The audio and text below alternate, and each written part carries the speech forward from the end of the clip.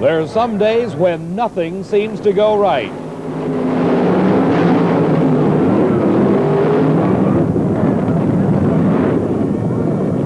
Len Imbrogno, the driver of the Centurion funny car, slams into the guardrail at a qualifying run at the Gatornationals. The car minus the right front wheel slides to a stop. The fiberglass still burning on the front of the vehicle. Imbrogno encased inside that smoking funny car. The NHRA safety safari crew and firefighting equipment arriving right on the scene. Crew member checking on the condition of Imbrogno. Both cars left the starting line together. Kosti Ivanov into a gigantic wheel stand. Then Imbrogno into the guardrail. The force of the impact ripping the right front wheel and axle assembly off the car. The fuel tank splitting, catching on fire.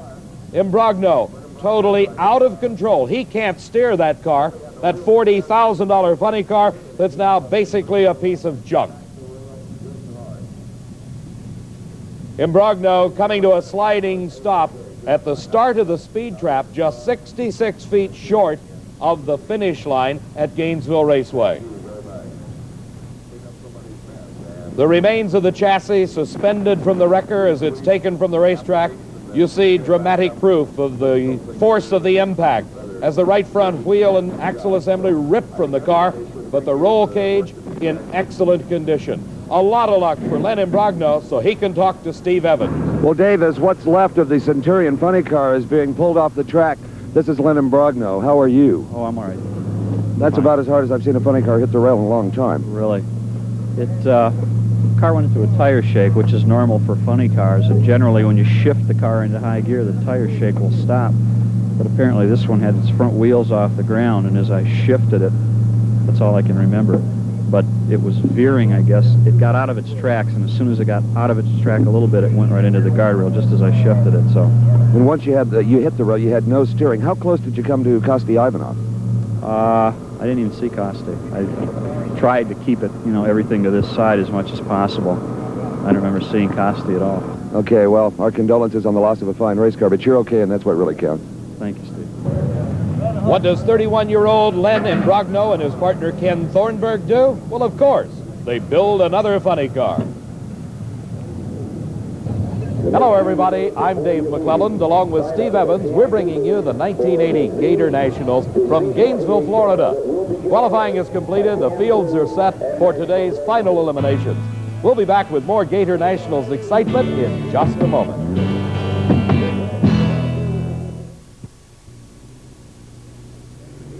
We're just about ready for the next round of Top Fuel Eliminator at the Gatornationals.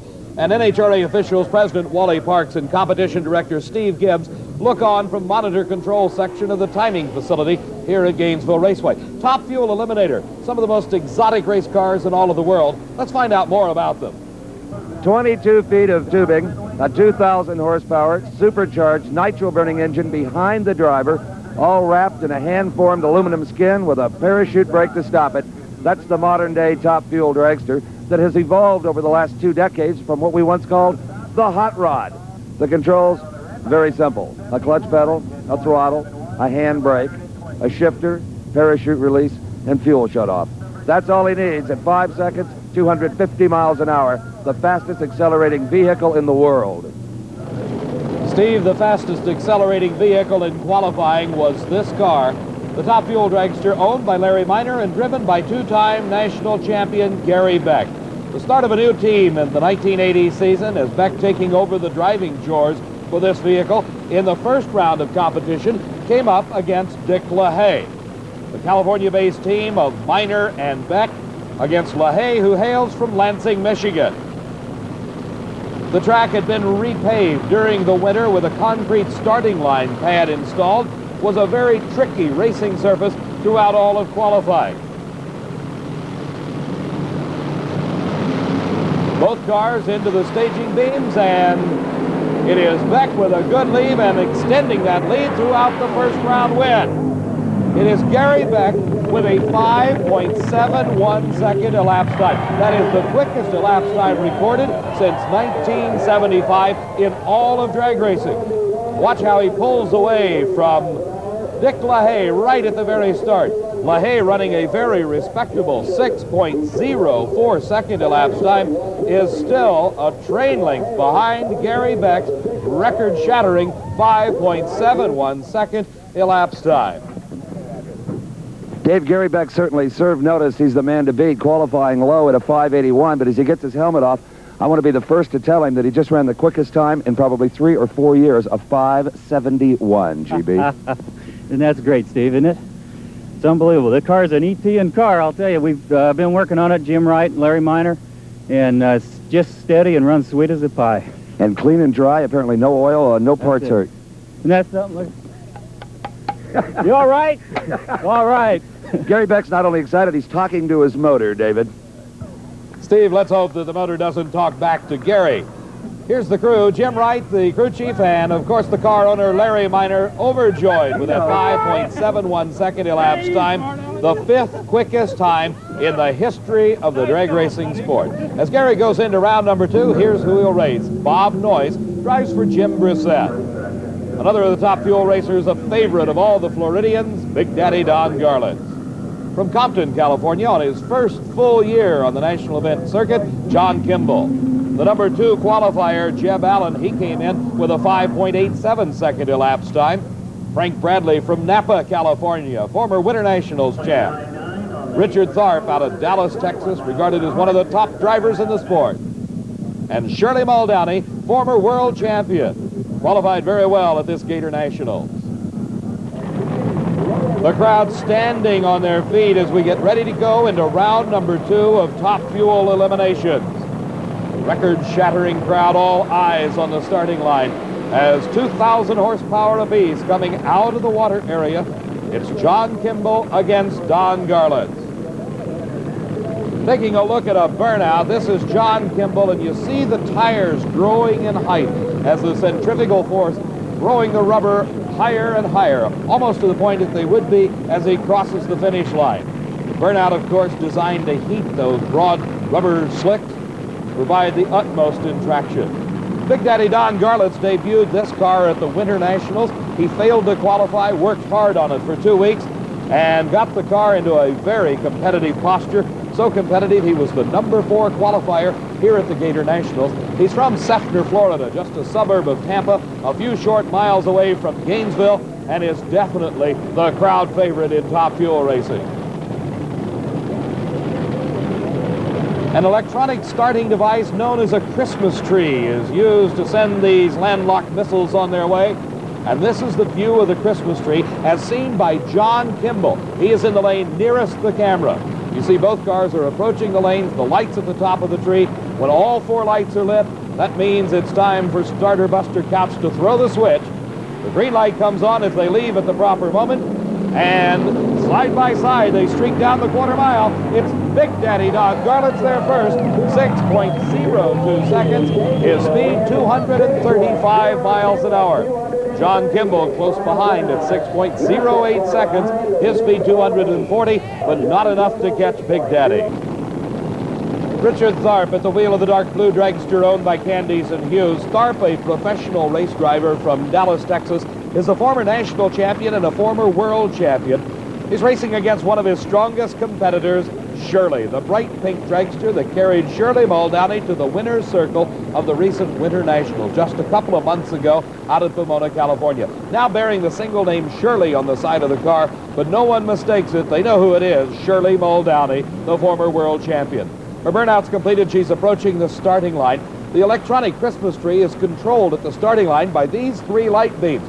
You see Shirley creeping into the pre-stage light. That means they're only a few inches away from the actual start of the quarter mile. Now Richard Tharp is staged. That means he's ready. Shirley Muldowney comes forward. She's ready. They leave the starting line together. And something goes wrong with Shirley Muldowney's car, and something comes off Richard Tharp's car. And Tharp wins it, 6.19 seconds. His speed, 238 miles an hour. And that finish line just 1,320 feet away from the starting line, very slowly crossing it is Shirley Muldowney. Right there you see the motor or something going away in Shirley's car, while bouncing on the track is some part or piece off of the Candies and Hughes dragster. A tough break for Shirley Muldowney. She's standing down on the return road looking at the car, trying to figure out what may have broken. But for Richard Tharp, what a break. Right next to the battery box. Richard Tharp, some days you run 580s and can't buy a victory. Today just seems to be your day. Luck running with you. Well, you're right. I'm glad it's my day. I need all the luck I can get. I don't know what happened to Shirley. It was close, and then she just went away. I don't know. She must have broke something or something. Violent tire shaking. I notice here that your coil wire has shaken completely off. So there was really no ignition on the car half the racetrack. Well, we're just in a violent shake. I don't know what's wrong with it. We've always had a little tire shake problem, but it's ridiculous today. I mean, it's shaking the car completely apart. I don't know. Well, if you get it solved, you're going to be a threat for sure. Richard Tharp for Candies and Hughes. Steve, that was the coil that shook off the car just a few hundred feet off the starting line. The motor detonating itself to a 6.19 second elapsed time. Our next pair of cars ready, and something breaks on Bob Noyce's car. You see the water pouring out of the cylinder head in the right-hand side. It's just pumping water out underneath the vehicle. Obviously, he can't run in that kind of condition. The crew from the starting line running down track to get next to Bob Noyce's car, making sure he's not in any danger, while his competitor Gary Beck backs up after his burnout. The emergency crew and starting line crew working to get the car of Bob Noyce out of gear, and will be pushing him back into the pit area. Here, let's watch again and see if we can tell what happened. Coming out of the water, everything's fine. Then all of a sudden, something breaks in the water line as the car comes to a halt with water pouring out of it, and you see also missing the supercharger drive belt. So a tough break for Bob Noyce right at the starting line. But for Gary Beck, driving for Larry Minor, what a break this is. A single run. All he has to do is complete the quarter-mile pass. He cannot lose the race unless he crosses the center line or hits the guardrail on the outer extremity of the racetrack. But all eyes are on the starting line to see if Gary Beck will make a hard run down the quarter mile. And he does not. The car goes into some violent tire shake. He decides, rather than going for low elapsed time, which could give him lane choice in the next round, he just coasts through rather than breaking or taking the chance of breaking some parts or pieces. Steve is caught up with Bob Noyce in the pits. Dave, they always talk about the inexpensive part in motor racing that costs a valuable victory. In the case of Bob Noyce, here it is, a broken supercharger belt that goes right around the pulleys here. Once this came off, what happened, Bob? No horsepower. The motor just sits there and idles, and you can't do anything. But there was something on the racetrack, some fluid. It broke a water line on our oil water pump here, and we just water leaked out, that's all. Well, if we're going to have anything on the track, let's hope it's water throughout this event. Beats oil.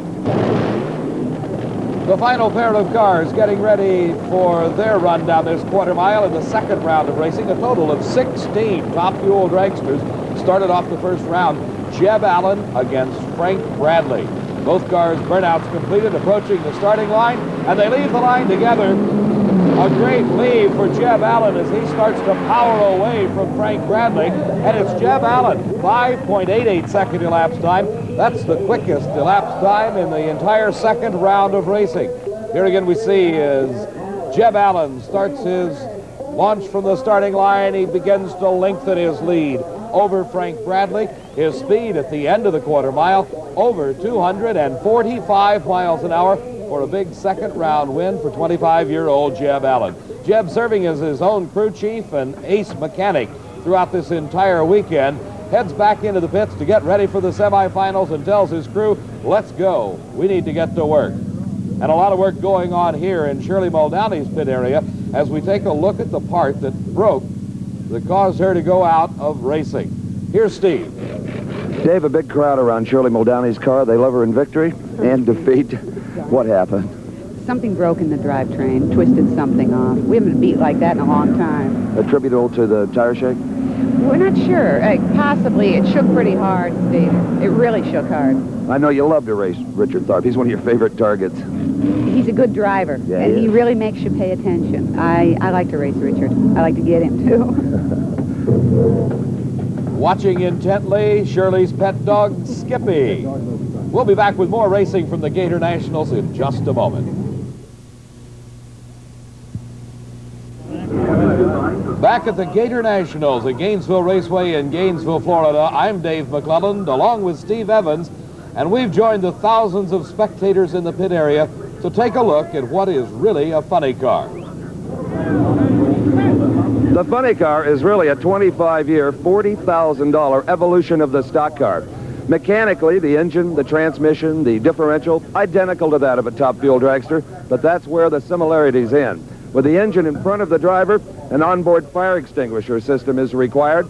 The exhaust header's much different than that of the fuel dragsters, but the big difference really are the flip-top fiberglass bodies that act as an airfoil pushing downward on the car for more traction, even an escape hatch in case the driver has to make a speedy exit. Picking up the racing action in the first round of Funny Car Eliminator, this is the defending champion, Gordy Bonnin, his competition, the War Eagle car of Dale Poldy. Both cars qualified exceptionally well in this event. Gordy having his share of problems going into wheel stands on practically every qualifying run, but the War Eagle of Dale Poldy and Mike Hamby qualified in the number 7 position at an outstanding 6.13 second elapsed time. Let's see if he can match that in the first round of eliminations as he faces the defending champion, Gordy Bonnin. Looking at the Christmas tree from the perspective of Bonnin as he sits encased in that Pontiac Trans Am Firebird. They leave the line together. And Bonnin beginning out of control. He almost hits Dale Poldy. And Bonnin brings the car back under control, pulls back into his lane. A tremendous driving job for the defending champion, Gordy Bonnin. He is eliminated from the race by virtue of crossing the center line. But very, very close call for Gordy Bonnin and Dale Poldy. Here you see Bonnin out of control, crossing over, almost hitting Dale Poldy. Was there any point there where you thought maybe you might make contact with the rail or even possibly Dale Poldy? No, the thing was, doing what it was supposed to do about 1,000 feet, and I thought the race was over, And then the thing just made an immediate left and a right, and... Were you ahead at that point? Yeah, I made an immediate left, and I got out of it, and then, I kind of straightened around, and he went by me, so... I was ahead and just marching, and the track is like glass down there. Still in the first round of racing, it is Billy Meyer in the lane nearest the camera. His competition is young Tom Ridings from Long Beach, California. Ridings driving the car owned by Joe Pisano. Billy Meyer qualified in the number 6 spot. He had the lane choice over Tom Ridings, but still took the right-hand lane after watching Gordy Bonnin go out of control, and Billy Meyer does it. He crosses the center line. Tom Ridings very wisely shuts the engine down in Joe Pisano's funny car. Billy Meyer narrowly missing Tom Ridings. Goes through, the loser by virtue of crossing the center line. Tom Ridings the winner. Billy Meyer out of competition. And advancing Tom Ridings. Let's take a look again at the action here as we see both cars leaving the starting line on the green, and Billy almost instantly going across the center line. Tom Ridings seeing him, lifting off the throttle, giving him plenty of room to get by. Let's go again to Steve Evans. Well, other than a red light, there's no less favorite way to lose than crossing the center line. What happened, Billy? That lane wasn't what I thought it was. Had you considered maybe taking the left-hand lane instead of the right? Yeah, I was going to. What made your decision? Me, I'm the one that decides. But based on what? Somebody else. Now, you saw Gary Beck go, what, 571 in that lane. Did that have anything to do with it? Well, just a lot of people ran in that lane. The funny cars have been shaking in the left lane. So Billy Meyer, trying to avoid the shake, finds that the track sends him right over the center line. A real tough break for Billy Meyer as he heads back to the pits. His racing day completed here at the Gator Nationals. Here's some of the cars and drivers remaining. Raymond Beadle, the world champion in the Blue Max. Tom Hoover, the driver of the Showtime Corvette. Don the Snake Prudhomme, the low qualifier with back-to-back 5.98 second elapsed time. Al Segrini debuting his new car at the Gator Nationals. Dale Poldy, you've seen him, the driver of the War Eagle. Paul Smith, he wheels the car bearing the label The Sting. And this is Tom Ridings, the young driver for Joe Pisano. Ron Colson wheeling the car owned by Roland Leong. The crowd on their feet as we get ready to move into the second round of funny car eliminations. Both cars doing the burnouts. Raymond Beadle, the world champion, is in the lane furthest from the camera. The Corvette-bodied car is Tom Hoover. Hoover, a 15-year-plus veteran in drag racing, campaigned Top Fuel dragsters, then a few years ago moved into funny cars. Here we're watching Hoover on a burnout, getting those tires exceptionally hot, trying for the traction that'll put his car through the quarter mile in less than 6 seconds. Raymond Beadle has already done that, recording a 5.99 second elapsed time in the first round of elimination. A great start for both cars. Raymond Beadle drifting a little bit around in his lane, but he holds on to win it. Ray Beadle, 6.06 seconds elapsed time, 227 miles an hour. And you talk about close racing. Here, as we watch again, you see how close Tom Hoover comes to taking the measure of Ray Beadle. His elapsed time, a 6.12 second. But judging by the smoke and the lights, you might have heard it this time. We did hurt it a little bit. Hurt it a little bit. Anymore, that's kind of par for the course, though. That's all right. That's all right. As long as we win, we don't mind hurting it. Beadle will sacrifice some pistons for a one light any time, Dave. Steve, you're right. As Tom Hoover, along with his dad, who's the crew chief, and all of his crew, heading back into the pits. A day of racing over for him, but there's many more to come.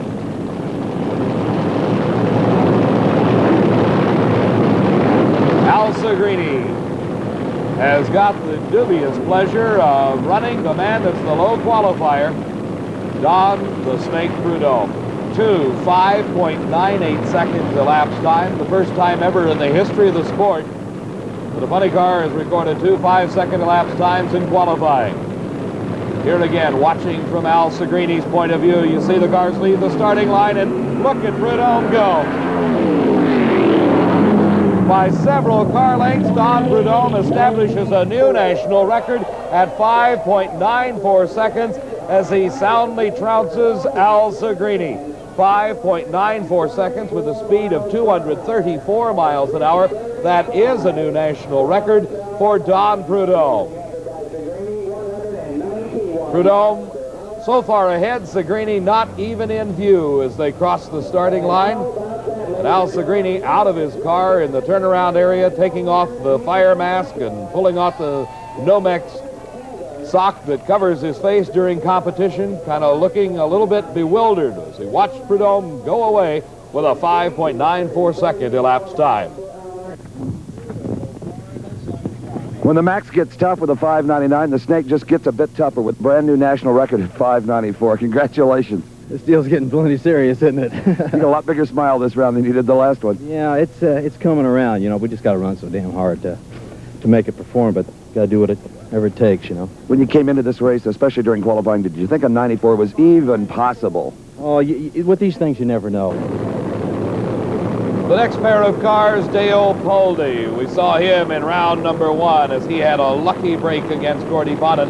This is somewhat of the surprise car of the race, the Sting. Paul Smith is the driver. He qualified in the number 3 position at a 6.06 second elapsed time. Certainly one to be reckoned with. And apparently some problems in Poldy's car. His partner Mike Hamby opening up the car, the starting line crew holding up the body, and everybody running around, the crew members standing there holding the body up as Paul Smith continuing to do his burnouts in the other lane. Something must be leaking from the car. That's the only reason generally that the body is raised once the engine started and the burnout's completed.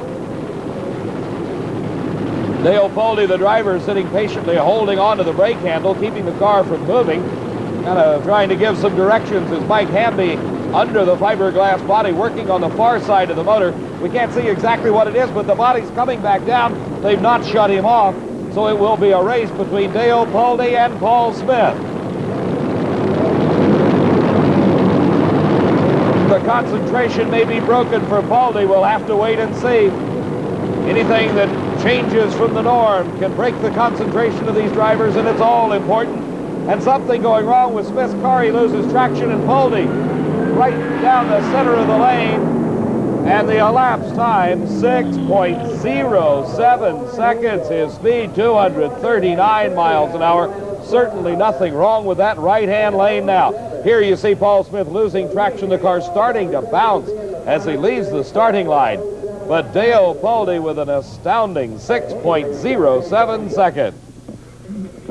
Well, Dave, whatever Dale Poldy's problem was on the starting line, he certainly salvaged it down here with a win at 6:07. Dale, what was going on up there? I forgot to tighten a fuel line on it, and I saw it on the burnout. I saw it spray fuel out of it, and I motioned my partner, Mike Hamby. He raised the body up, saw it, and he tightened it up, and Paul Smith waited for me, and I think that was very professional of him. The last two cars in this round of racing in Funny Car Eliminator. We started with 16. After this pair run, we'll be down to 4 cars for the semifinals. This is Tom Ridings driving for Joe Pisano against Roland Leong's Hawaiian, driven by Ron Colson. The burnouts are completed, and Ron Colson up in smoke right off the starting line. He starts to lose control in that left lane, but Tom Ridings has an easy win at 6.35 seconds. His speed only 185 miles an hour. He saw Ron Colson losing traction, knew it, and shut it down early. Once again, we see just as he lets the clutch out and hits the accelerator pedal, the Hawaiian going up in smoke off the starting line, starting to make a bit of a funny move. But Ron Colson, a very wise and track-savvy driver, backs out of it. Tom Ridings taking off his fire suit in the turnaround area, waiting for Joe Pisano and the crew to come pick him up. We'll be back with more racing from the Gator Nationals in just a moment.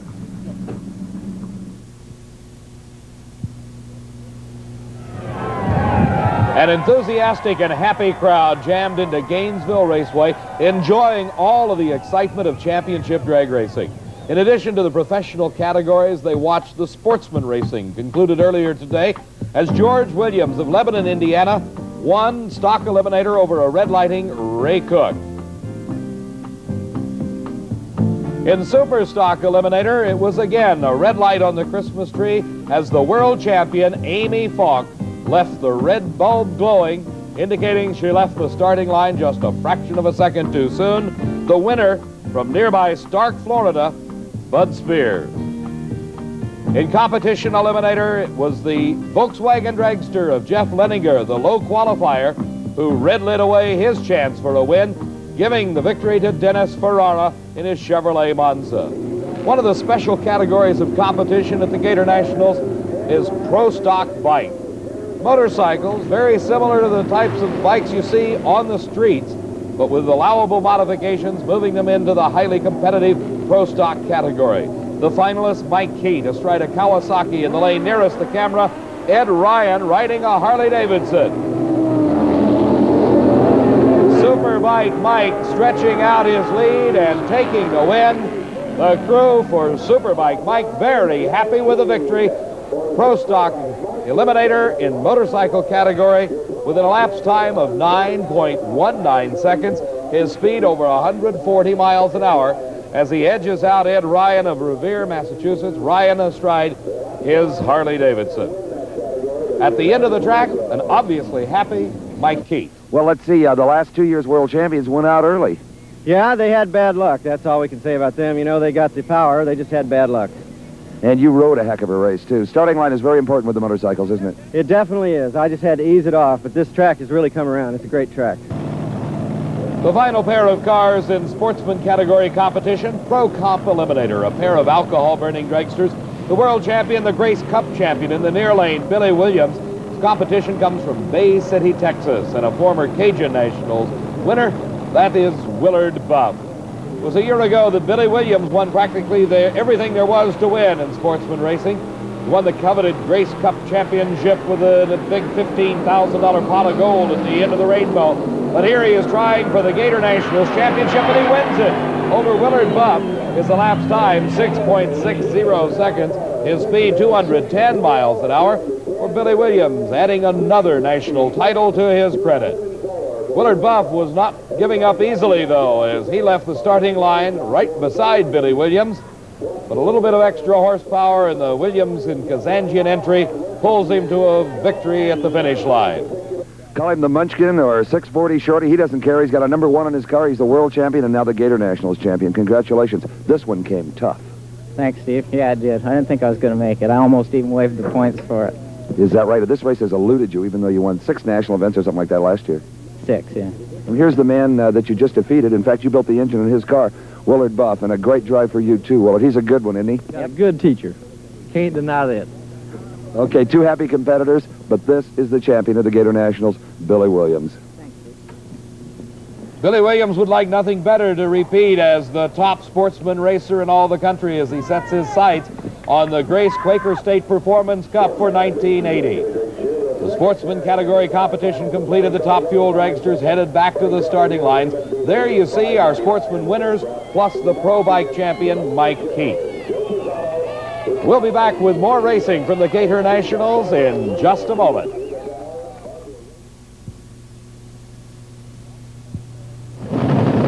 Back at the NHRA Gator Nationals in Gainesville, Florida, I'm Dave McClelland along with Steve Evans, and we have 4 cars remaining in Top Fuel Eliminator. We're ready for the semifinal round of racing, and it is Big Daddy Don Garlett against Jeb Allen. With over 20 years of driving experience in Top Fuel Eliminator, Big Daddy has been down the racetrack many a time. His competition at the age of 25 is one of the up-and-coming superstars of the sport, winning his first national title at the tender age of 18 when Jeb Allen won the Summer Nationals title in Englishtown, New Jersey. Right now, he's got one of the toughest chores cut out for any Top Fuel racer, and that is defeating the man driving the black car, Big Daddy Don Garlett. The burnout's completed. Coming into the staging beams, both drivers concentrating on the Christmas tree. A good start for both cars. And Big Daddy starts to lose control. He has to back out of it. And it is Jeb Allen taking the win. And at an elapsed time of 5.84 seconds, Jeb just getting quicker every round of eliminations. His speed 239 miles an hour. Something going wrong with Big Daddy's car as it started to make a violent move to the left. The track-savvy veteran backing out instantly and bringing the car under control. Here you see Garlett's car making the move towards the center line. He very wisely backs out and lets Jeb Allen go on for the win. This has got the thrill of at least the last 6 months for Jeb Allen to put away Big Daddy. Yeah, we just, oh geez, I'm so happy. In the state of Florida, folks. You know, it's just wonderful to do that. We're in the final round now, and that's an 84 we run. 84, 239. Boy, that's great. You know, we've been working at this for a year now, trying to get this car to run and perform and not hurt itself. With our sponsors, English Leather and everybody, it's just wonderful it can happen. Okay, now how important is lane choice? I think it's the race. Okay, well, it's coming up right now. Let's go back to the starting line and find out if Jeb Allen gets lane choice or if it's the winner of this next pair. Steve, this next pair includes 2 cars that are certainly capable of capturing lane choice. Richard Tharp, the driver of the Candies and Hughes car, and Gary Beck, the driver for Larry Minor. Beck, as we've seen already, has established the 5th quickest time in the history of drag racing right here on this racetrack at 5.71 seconds. He'd love to duplicate that, but track conditions change from round to round, so it may be very difficult. Richard Tharp had a lucky break when Shirley Muldowney broke something in her transmission and was unable to give him a good race. Now everything's on the starting line between Beck and Tharp. Tharp beginning into tire shake, goes out of control slightly, and it is Gary Beck with the win and moves into the finals with the elapsed time of 5.82 seconds at over 241 miles an hour. Gary Beck gets lane choice, that all-important choice of the racing surface in the final round. You see Richard Tharp, the car shaking the tires violently, starts out of control. He brings it back to the center of the lane, but not in time to stop Gary Beck. Gary Beck, a former world champion, a 2-time U.S. Nationals champion, but let's face it, there's been a dry spell the last few years, but look at this grin, Dave. 582, you have lane choice. Jeb Allen told me moments ago lane choice means the race. Do you believe that? Well, certainly. The track's been real tricky, and we had a little trouble last round, shook the tires, broke the transmission, and fortunately we're back on the path. Jeb's tough, that's for sure. We've had a lot of trouble with him in national events. And a good friend of yours. Oh, yes, certainly. We know the Allens real well, but I'll tell you, Larry Minor and Jim Wright have got this thing cooking, and fortunately for me, I get to change the pedals in it, and here we go. And here we go into funny car semifinals. This is the War Eagle of Dale Paldy and Mike Hamby. They had lots of problems the round before. Hope they've got them fixed now. This is the man that has established a new national record at 5.94 seconds. Don the Snake Prudhomme in his Plymouth Aero-bodied funny car. And again, something going wrong with the War Eagle. The crew down on the ground looking to see what is it coming out of the car. starter Buster Couch says, no, that's it, shut it off. There's something leaking on the track that causes a hazard, and it is Don Prudhomme on a single. Let's see if he runs it all the way.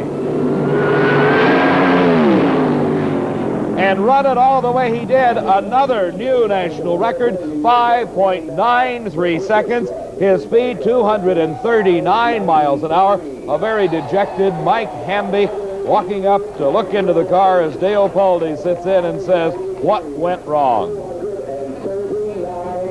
Let's go to the finish line. 593, it's just science fiction. Well, it's the track's been tremendous, and everything's working out pretty good so far. What happened on the starting line? I don't know. The tree got a little bit messed up, but I just left when the amber came on. We're all right? Poldy had a leak or something, and I believe he was shut off. Oh, okay. I didn't know. I didn't know that. See, I was staged, and the light didn't go amber, so I didn't know what was going on. You wounded it the last round, but it looks dry now. It's all right. Yeah, we'll wound it the next one, too. Don Prudhomme, is he ready for the final? And let's see who he races. The other 5-second funny car, Raymond Beadle in the Blue Max against Tom Ridings driving for Joe Pisano. Ridings a bit of an easy break in the previous round as his competition went up in smoke. But he's got his work cut out for him, trying to beat the world champion, Raymond Beadle. Beadle bearing the big number 1 on the Blue Max car, signifying his world champion title. Tom Ridings, as we said, moving up from the Pro Cop category, is not to have it today. You see a plume of smoke or something coming out in front of the car or in front of the windshield on the Blue Max. He won the race, hurt the motor severely, it appeared, but he still ran a 6.11 second elapsed time at over 207 miles an hour. Maybe in slow motion we can get a better view of just what went wrong with Raymond Beadle in the Blue Max. Here you see something starting to spew out of the car right around the engine compartment. Let's go again to the finish line. As Raymond Beadle crawls in the car, the crew has already diagnosed the problem. In fact, you can see a broken windshield where a port line, it's a fuel line that puts nitro in right on top of the supercharger, came off, and it came off very early. Raymond says, oh boy, at least I know what's wrong with it. It'll run a 5. Look out, Snake. As Raymond Beadle heads back to the pits to get ready for the final round, we'll be back in just a moment with the finals in the professional categories of the 11th annual NHRA Gatornationals.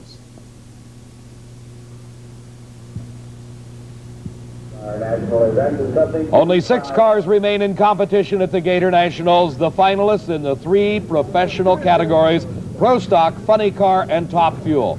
In Top Fuel semifinal, we saw Doug Garlitz have problems. Steve's with him. Boy, you could hear the groan from the grandstands when their own Big Daddy Don Garlitz, Florida's superstar, went out at the semifinals. But something unusual happened, you tell me.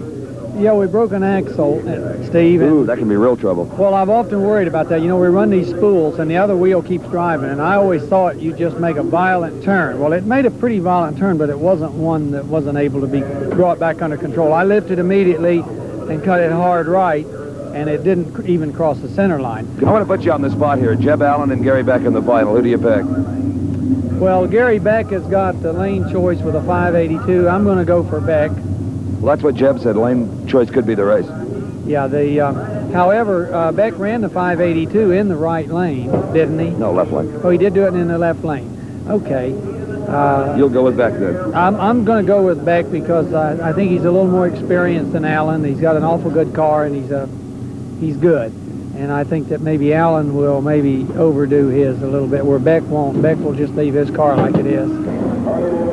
Before we get to that final in Top Fuel Eliminator, here are the factory hot rods, the finals in Pro Stock. Driving the Chevrolet Camaro is Lee Shepard from Arlington, Texas. Alongside of him will be the man wearing number 1, the world champion Bob Gooden out of Whiteland, Indiana. The Plymouth Arrow, the burnouts completed, approaching the starting line. Crew Chief Etta Glidden watching in the background, Lee Shepard concentrating on the Christmas tree. All important to start in this Pro Stock category, as it is in all categories of championship drag racing. Side by side, they streak down the quarter mile. The Chevrolet Camaro of Lee Shepard in the lane nearest the camera, and it is an upset win as Lee Shepard takes the measure of the low qualifier of Bob Glidden. And listen to the elapsed times, 8.51 seconds for both Shepard and Glidden. A bit of a hole shot, for Lee Shepard. Well, you prove once again that Bob Glidden indeed is not invincible, not with a good driver. No, he's not, but he's as tough as they come. Okay, the Chevrolet fans are rejoicing up in the grandstands. Let's go back to the starting line and Dave. Steve, on the starting line, the final and funny car eliminator. And this man, 38-year-old Don Prudhomme, has absolutely devastated funny car racing this weekend. From the qualifying times of 5:98 to the new national record of 5:93, he's pitted against the reigning world champion Raymond Beadle, and Prudhomme lengthens his lead and wins it handily. Another 5-second elapsed time, 5.98 seconds. His speed, 238 miles an hour. A respectable 6:17 for Beadle, but nowhere close. Prudhomme some $10,000 richer as a result of this win. Younger than I am, that helps. And exhausted Don the Snake Prudhomme with a superhuman effort. 5-5-second runs, a feat never before accomplished. It's been a number of years since you've seen the winner's circle here. It really has. You know, we've just, my crew's worked very hard, and Goodyear really helped us out here. It was a kind of track that without the tires that we had to run it. No one would have predicted even one 5-second run Thursday or Friday. I know. Yeah, it's just funny. You know, these cars are so capable of running good, and Raymond Beadle's car is tremendous, you know, and I knew I had my work cut out. You had to catch up a little bit there. Yeah, I sure did. Yeah, I was a little late at the starting line. I mean, they were really ready for us. But with the kind of power you've got, you don't want to take a chance red lighting either. That's right, yeah, and smoking the tires. You know, we were at Bakersfield the other week and smoked tires last round. It just made me sick. Well, congratulations. You got to be a happy guy right now. Let me shake your hand. Thank you. The Snake is back. Believe it. Steve, nobody in Gainesville doubts that the Snake is back. The final and top fuel eliminator, Jeb Allen against Gary Beck. We've heard Don Garlitz predict Gary Beck to be the winner. And on the basis of times, he has picked the right one because Beck in with a 5.71 second elapsed time. Some possible trouble with Jeb Allen's car. No, he says everything's A-okay. Let's go to the starting line. That 5.71 second time in the first round for Beck is the 5th quickest elapsed time in the history of the sport. But Jeb Allen has been consistently improving throughout eliminations. Everything on the line right now, some $10,000 going to the winner. Jeb Allen against Gary Beck. Beck with a big hole shot and a big lead off the starting line, but here comes Jeb Allen and he wins it. The upset of Top Fuel Eliminator Racing. Jeb Allen defeats Gary Beck in the final. As we look one more time, you see the hole shot or the head start off the starting line going to Gary Beck, but just before the finish line, it's Jeb Allen. Where did you go around him? When I shifted about half track. When I started going over towards him, broke the tires loose, and I think I started making some horsepower and just drove around him. And that's when you start praying for the motor to just stay together for another few seconds. Oh, yeah. The motor's working real well, as a matter of fact, except for this slight little oil leak in the front we can't locate. But I'd just like to say my wife and kids aren't here. My son, Troy, I'm sure he's going to be very happy to see this. And my dad and mom and English Leather and everybody else, Steve. Congratulations, a great victory. Thank you.